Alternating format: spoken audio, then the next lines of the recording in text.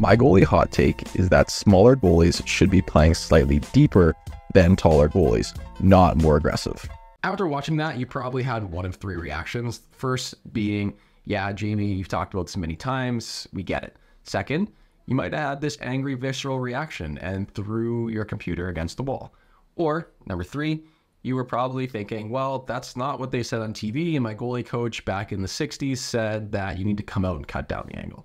For those that don't know me, hi, my name is Dr. Jamie Phillips, former professional goalie. I'm a physical therapist. I'm a former Division I goalie coach, currently goalie coach in the USHL, director of goaltending for Fox Motors AAA organization, as well as goalie development coordinator for Michigan, and I have my own goalie school and I do a lot of things. Among those things is I like to make content on the internet, and I like to help goalies. And what we're going to talk about today is depth and small goalies. This usually gets a huge visceral reaction from everybody because the dogma surrounding it goes back to, well, who knows when, but it's that idea that every small goalie, or every goalie for that matter, should be ultra aggressive to cut out the angle.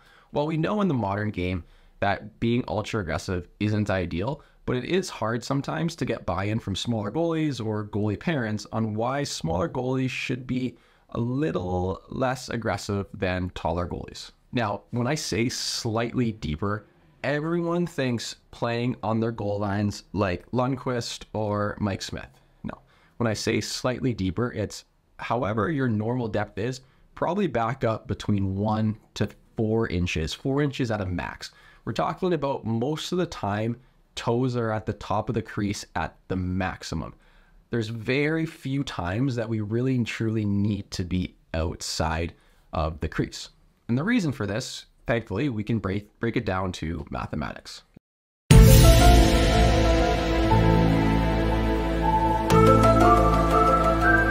First thing we're going to talk about is filling space. So when a goalie is moving from position A to position B, so if we're looking at this diagram on the screen, the goalie is outside their blue paint and they need to slide across and make a backdoor save. The green lines represent the posts and the orange line represents the middle of the net or the angle. So in order for us to maximize how much we cover, we need to get part of our body into that orange line as fast as possible. If you are a smaller goalie, your limbs are going to be shorter, meaning it is less likely for you to get your limbs into that space as quickly as a taller goalie, given you are moving the same speed. When hearing that, you're probably thinking, well, Jamie, smaller goalies are faster. And I would say that if you are a smaller goalie, yes, you should be faster. However, if we look at young athletes today, and if you look at elite goalies today, most goalies have a similar amount of power and explosiveness in their game. I have seen many tall goalies who are much faster than small goalies, and I have seen many small goalies who are not very fast at all. So what can a smaller goalie do to kind of bridge this gap that they have between the taller goalie? Well, there's two things. They can either get faster very quickly, which is hard to do. Admittedly, to train speed and to get a goalie significantly faster isn't that easy, or any athlete significantly faster isn't that easy.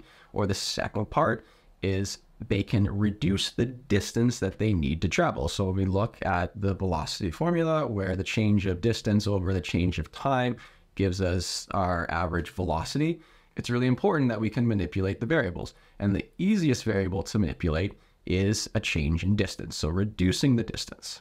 So you're probably thinking, well, Jamie, this makes sense on pass options, everyone knows that. And I would say no, not everyone knows that, or most goalies struggle reading the play or being able to process that there are players behind them and when to manage their depth, especially when there is a shot threat and a pass option. So what can we do about this? Let's talk about diminishing returns and net coverage. Something that's going to make a lot of people really angry. Wait. To put it simply, moving from the top of your crease to outside your crease or mid-crease to the top of your crease isn't as beneficial as you think for maximizing net coverage. I would like to thank Brandon Baker for doing these equations. He's one of my EGM remote goalies. He's also an engineer and significantly smarter at me when it comes to physics and mathematical equations. It was something I noticed in the real world, so I had a hypothesis and I wanted to see if it can be confirmed. So when a goalie starts on their goal line, they aren't covering much of the net. If you're the shooter or the puck, you're going to see a lot of open space, but as the goalie moves from the goal line to the mid-crease, that net starts to shrink from the shooter's perspective.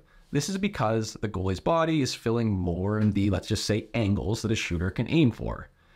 So if we use this formula, it's going to tell us that the net that the goalie covers, or A to the N, depends on how far the goalie is from the net, which is C, and the distance of the puck to the net, D.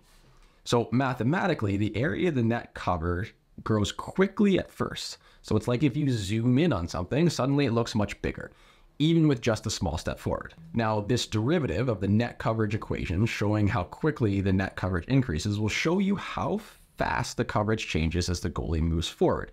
When C is small, the goalie is near the goal line, the change is rapid. But when the goalie moves from mid-crease to top of the crease, something changes. While they're still covering a little more net, the amount of net they block doesn't grow as quickly as before. So why is that? So this equation shows the percentage of the net that the goalie covers based on their position. The closer they are to the puck, the higher the percentage. But from mid-crease to the top of the crease, the percentage increase becomes smaller. This is because of diminishing returns. And at first, those small movements forward cover a lot of ground.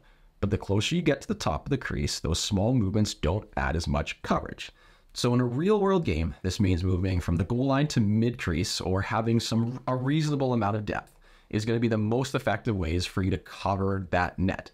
Now, moving from mid-crease to the top of the crease is going to help, but the percentage of net you're going to cover gets smaller and smaller. And if you come out more, that percentage decreases, meaning that even if it's a straight shot, you don't have to be that aggressive to cover that much net. If the goalie is super aggressive, they're actually covering an area outside the net, so they aren't being as efficient as possible. And what you see in especially young goalies, when they try to be too aggressive, they don't get their feet set, they sacrifice angle and square, and they ultimately get beat because they're prioritizing depth over the important things like angle, square, getting their feet set, and tracking the puck. If you're someone that says, well, when I'm an inch or two deeper, I really struggle to stop pucks, then the chances are your issues aren't depth related. There's something going on in your actual ability to stop pucks or in your puck stopping mechanics. Think of it like this. At the start, every inch matters, but as you get closer to the puck, each inch matters less and less. Hopefully this makes some sense and helps you further self-critique your game, as well as think critically about your positioning and your depth on top of your overall technical abilities. Thanks for watching. Don't forget, like, follow, all that stuff. Check me on Instagram. That's usually where I put my best content, and hopefully I see you goalies on the ice sometime.